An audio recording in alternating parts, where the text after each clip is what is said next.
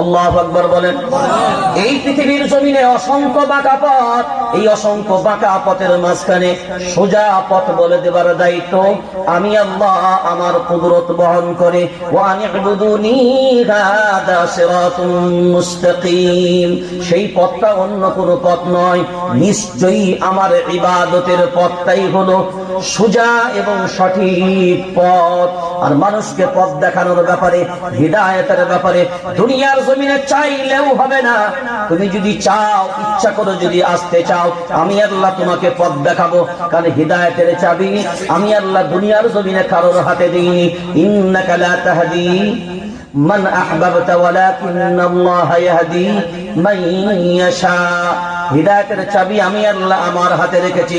কাকে হিদায়াত দেব, কে পাবে আর কে পাবে না, ওটা আমি আল্লাহ, আমি ছাড়া কেউ জানে না। কিন্তু পাবার আশা রাখবে তারা, মনের ইচ্ছা ব্যক্ত করবে যারা।